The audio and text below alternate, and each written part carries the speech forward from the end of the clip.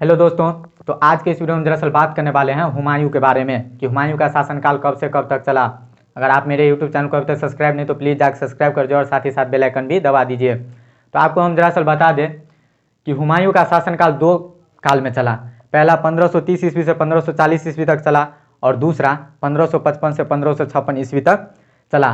बाबर के चार बेटे थे। चार बेटे कौन सब? तो कमरान, हिंदाल, असकरी और हुमायूं। बाबर के सबसे बड़े बेटे का नाम हुमायूं था और बाबर अपने जीवन काल में ही हुमायूं को उत्तराधिकारी बना दिया था। और बाबर के इच्छा के अनुसार हुमायूं ने क्या किया? तो राज्य को बंटवारा कर दिया। ये हुमायूं की सबसे बड़ी गलती थी। इसके बाद दूसरा है धन की कमी। धन की कमी तो युद्ध में बहुत ज़्यादा धन लगता है, इसी कारण धन की कमी। तीसरा अफगान का शासक और चौथा राजपूत का विरोध। राजपूत का विरोध कैसे? तो बाबर जब युद्ध लड़ रहे थे तो उसी में राणा संगा मारा गया था, इसीलिए राजपूत मुगल के खिलाफ हो गए। तो राजपूत का विरोध। हुमायूं का राज अभिषेक 1530 ईस्वी में होता है और हुमायूं के जो विरोधी थे वो थे गुजरात के शासक बहादुर शाह और बिहार के शासक शेरशाह सूरी। आपको बता दें कि दरअसल हुमायूं के प्रथम युद्ध जो था, यानी कि जीवन का जो प्रथम युद्ध था वो था पानीपत का युद्ध। ये युद्ध तो था बाबर का, लेकिन साथ में हुमायूं भी थे। तो अगर पूछा जाए हुमायूं के जीवन का प्रथम युद्ध तो पानीपत के युद्ध। गुजरात के जो शासक थे बहादुर शाह, वो चित्तौड़ की रानी कर्णवाहिनी पर बहुत ही और अभद्र व्यवहार भी कर रहे थे। इसी कारण चित्तौड़ की रानी कर्णवाहिनी ने एक चिट्ठी लिखी, किसके? तो हुमायूं के लिए एक चिट्ठी लिखी कि आप यहाँ पर आके मेरी मदद कीजिए और साथ में एक राखी भी भेजी।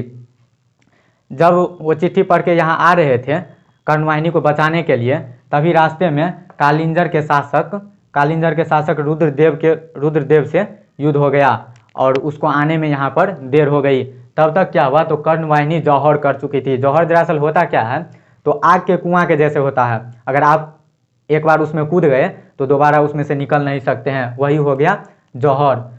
इसके बाद क्या हुआ? तो हुमायूं बहुत ही क्रोधित हो गए। जब क्रोधित हो गए तो बहादुर शाह को पराजित करने के लिए 1531 ईस्वी में कालिंजर अभियान चलाया। और कालिंजर अभियान यह हुमायूं के शासक बनने के बाद यह पहला अभियान था।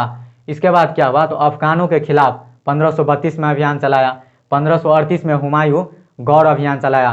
गौर अभियान यानी कि बंगाल अभियान भी उसको कहते हैं, और वह जीत गए। इसके बाद क्या हुआ? तो बंगाल अभियान से जब लौट रहे थे तभी शेरशाह सूरी ने इस पर आक्रमण कर दिया। और जब आक्रमण कर दिए तो 1539 ईस्वी में चुनार किला के पास वह अपना डेरा डाल दिए। इससे हुआ क्या? तो उसमें भागदौड़, सेनापति सब में भागदौड़ मच गई, जिसके कारण चुनार किला के पास वह रुक गए। चुनार किला दरअसल है कहाँ पर?